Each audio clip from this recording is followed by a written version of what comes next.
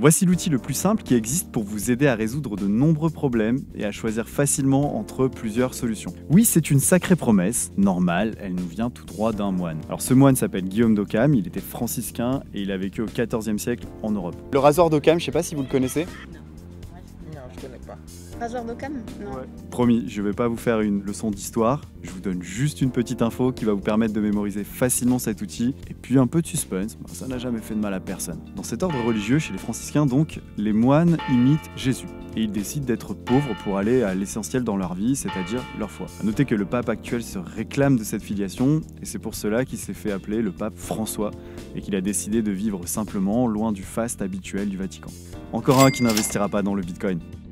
Le moyen mémotechnique, c'est la vie simple. Retenez-le bien, lorsque vous aurez l'outil en main, vous allez vous dire « Ah ouais, ok, tout c'est clair, c'est la vie simple ». Pour que vous puissiez bien comprendre comment fonctionne ce super outil pour raser tous vos soucis, nous allons résoudre ensemble 5 énigmes. Et voici la première d'entre elles.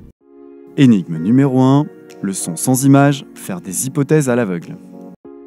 C'est bon, vous êtes prêts? Allez, on y va. Depuis plusieurs jours, la pièce d'à côté de laquelle je travaille est saccagée. Les meubles sont sans dessus-dessous, je les remets en ordre, je range, mais chaque jour, rien à faire, ça recommence. Pour comprendre ce qui se passe, vous pouvez fermer les yeux. Vous entendez quelque chose arriver au loin puis se rapprocher. C'est maintenant dans la pièce d'à côté. On entend distinctement le son, ce sont des sabots. Vite, allons voir de quoi il s'agit. Malheureusement, le temps de se déplacer, même si on a fait au plus vite, on arrive trop tard. La pièce à côté a été saccagée. Encore, c'est la 5e fois que ça arrive. Pour résoudre ce problème, il nous faudrait déterminer quelle est la cause du phénomène et quelle est la solution la plus adaptée pour y répondre. L'une de ces 3 causes est la vraie. 1. Il s'agit d'un cheval qui vient manger les légumes entreposés dans la pièce et détruit les meubles sous son passage. Hypothèse numéro 2, il s'agit de Camille de l'équipe de Faire Société qui a mis des faux sabots sous ses pieds pour détruire toute la pièce et faire accuser le cheval. Hypothèse numéro 3, il s'agit d'une licorne qui utilise la pièce d'à côté pour passer dans une dimension parallèle. Et le vortex détruit la pièce à chaque utilisation. Allez, à vous, quelle hypothèse avez-vous choisi? J'opterais plus pour Camille. Parce que je vois mal un cheval rentrer dans une pièce. Donc la seule solution, c'est Camille qui enfile des sabots et qui n'assume pas. Bon, ben moi je dirais le cheval, par la logique. Comme ça, légitimement, j'irais au réaliste, la première. De manière plausible, plutôt la première, oui. Si je vous avais donné comme information que les bureaux étaient situés dans une tour au 15e étage, il aurait été presque plus probable que ce soit Camille qui ait trouvé une technique pour faire accuser le cheval. Mais ce n'est pas le cas. L'énigme se déroule au rez-de-chaussée, donc l'hypothèse la plus probable est celle du cheval. Comme le dirait Gregory House, le célèbre personnage de fiction de la série éponyme Dr House, quand tu entends des sabots, pense cheval, pas zèbre. Deuxième énigme. Miam, des légumes. Trouvez une solution simple pour les protéger. C'est confirmé, on a un témoin qui a vu le cheval, il avait une selle, ça veut donc dire que le cheval était domestiqué. Quelle solution allez-vous privilégier entre les 3 suivantes? Solution numéro 1, construire un bunker pour y mettre l'ensemble de vos légumes. Solution numéro 2, demander au sympathique propriétaire de fermer l'enclos. Solution numéro 3, manger le cheval. Ah, je vais voir le propriétaire et je lui dis, j'espère que vous avez une bonne assurance parce que le cheval a mangé tous mes légumes, etc. Et alors? Il paye les dégâts. Et en plus, il faut qu'il fasse un enclos, que le cheval il soit à l'aise. Ben, je commence à l'amiable de demander au propriétaire de retenir son cheval, quoi, de faire le nécessaire pour que ça ne se reproduise plus. Je vais pas bouffer le cheval. C'est logique. C'est logique, tu dis? Bah oui, on ferme l'enclos, je vais pas grailler le cheval. Alors non, on ne mange pas les chevaux de nos voisins, bien sûr on est civilisé et on va tranquillement demander au sympathique propriétaire de fermer l'enclos. Pourquoi on l'a privilégié? Parce que c'est la solution la plus simple. Je crois qu'avec cet exemple, vous avez compris en quoi consiste le principe du rasoir d'Occam. C'est le nom que l'histoire lui a donné, le rasoir d'Occam. Il s'agit de prendre son petit rasoir et d'éliminer toutes les hypothèses qui expliquent le problème jusqu'à garder la plus simple. Même chose avec les solutions, on ressort le rasoir d'Occam et on taille toutes les solutions qui n'étaient pas les plus simples. Pour citer le youtubeur Defecator, on n'aime pas les choses mal taillées. La solution la plus simple est souvent la meilleure.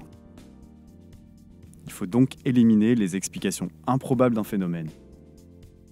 Pourquoi faire compliqué quand on peut faire simple? Donc, en résumé, le rasoir d'Occam marche aussi bien dans la compréhension du problème que dans la recherche de la solution. Waouh, c'est super utile, vous avez de la chance. Le rasoir d'Occam va vous être bien utile pour ne pas gaspiller vos ressources inutilement dans la recherche de solutions. que ce soit votre temps, votre énergie ou votre argent. Maintenant que vous avez un peu plus de théorie, on va pratiquer à nouveau avec cette nouvelle énigme. Qu'est-ce qui est capable de monter en haut d'un arbre de 30 mètres, mais qui se noie dans un verre d'eau? Réponse A, ce grimpeur olympique. Réponse B, cette fourmi. Réponse C, cette nacelle élévatrice. Réponse D, ce type qui dépense plein de combustible pour faire des petits vols. La nacelle élévatrice, clairement. Qui peut se noyer dans un verre d'eau. Faut justifier. Ouais, il faut justifier. Bah disons que c'est une mini nacelle élévatrice qui rentre dans un verre d'eau, tout simplement. Ok. Ok, bien sûr, ça me semble évident. Nul n'est à l'abri d'une petite noyade dans un verre d'eau. On fait un malaise et paf, on s'endort dans un verre d'eau, un verre d'eau fatal. Et c'est la tragique mésaventure qu'a subie cette pauvre petite nacelle. C'était donc la réponse 3. Non.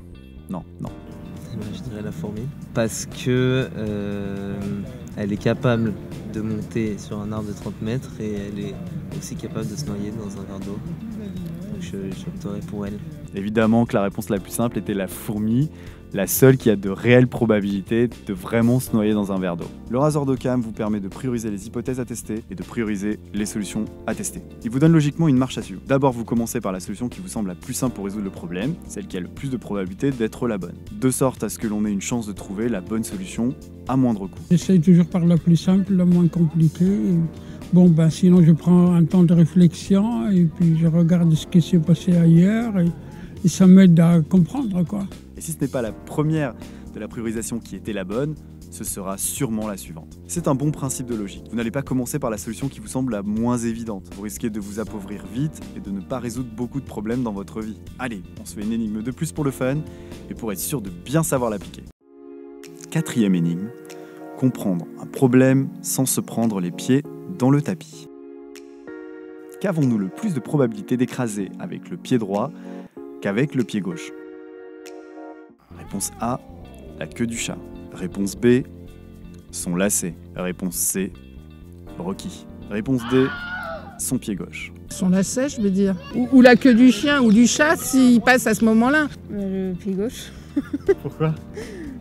Pourquoi sinon on aurait plus de probabilité d'écraser du pied droit plutôt que l'autre pied. Je vous arrête tout de suite. Tout le monde sait qu'on n'a aucune chance d'écraser Rocky. 0 chance. Son lacet, on peut autant l'écraser avec un pied qu'avec l'autre. Pareil pour la queue du chat. Donc, il s'agit bien de la réponse D, c'est-à-dire son autre pied. Bravo, vous maîtrisez un bon niveau du rasoir d'Occam. Mais maintenant, vous allez devoir atteindre un palier critique. C'est un peu le boss de fin. Allez, c'est le moment d'introduire une petite nuance dans ce principe fantastique du rasoir d'Occam. Albert Einstein disait « Tout doit être le plus simple possible, mais pas plus simple que ça ». Attention, votre cerveau peut parfois vous jouer des tours. Et vous allez choisir l'hypothèse qui vous semble la plus simple, mais qui ne l'est pas forcément. Comment ça? Eh bien, parfois, à cause de nos préjugés, c'est-à-dire nos jugements qui sont prêts à l'emploi, nous avons tendance à juger rapidement les choses sans trop réfléchir. On va utiliser des raccourcis de pensée sans prendre le temps de voir si le problème était bien posé. Une dernière énigme pour aborder tout ça. Vous versus les dieux créateurs. Voyons ce vieux débat entre les créationnistes et les partisans de l'évolution. Ces deux théories sont en concurrence pour expliquer comment les humains et les autres espèces vivantes ont été créés. D'un côté, il y a un dieu ou des dieux qui créent des espèces à la chaîne, et de l'autre, un processus complexe dans lequel des espèces ont des évolutions génétiques aléatoires et sont ensuite sélectionnées par leur environnement. Si les évolutions qu'elles ont leur sont favorables, c'est-à-dire si elles se reproduisent plus ou peuvent mieux se développer par exemple, alors ces évolutions vont se perpétuer. Mais si l'évolution génétique leur a été au contraire défavorable, les membres qui la portaient vont alors décliner et cette évolution va disparaître. Selon le rasoir d'Occam, qui des dieux créateurs des espèces ou de la théorie de l'évolution a raison pour expliquer la création des différentes espèces? Je dirais la création par Dieu, Pourquoi? parce qu'il est créé comme ça.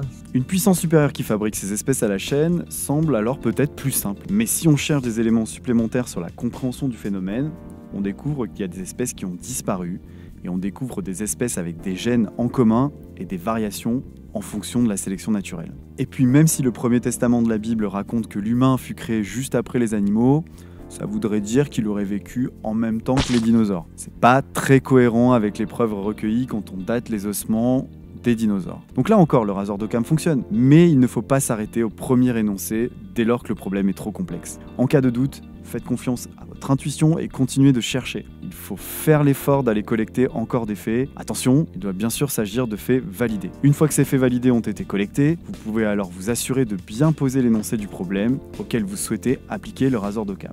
Reformulons donc ce problème. Selon le rasoir d'Occam, qui des dieux créateurs des espèces ou de la théorie de l'évolution a raison pour expliquer la création des différentes espèces, sachant que nous avons la preuve que des espèces évoluent constamment et que de nouvelles apparaissent selon un schéma clair de transformation des gènes. Et ensuite, vous pouvez réappliquer le rasoir d'Occam.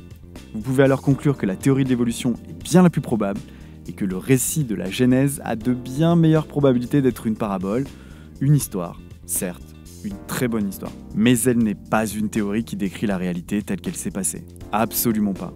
Elle pose une lecture symbolique du monde pour nous permettre de réfléchir à des dimensions plus spirituelles, à ne pas prendre au premier degré. Il est temps de mettre ce rasoir en pratique dans votre vie. Parce que les énigmes, c'est sympa, les vidéos aussi, mais ça ne vaut pas votre vie. Demandez à un proche de vous donner un problème, un parent, la personne qui vit avec vous, un pote, etc. Vous lui demandez de vous donner un problème qu'il ou elle aimerait résoudre dans sa vie.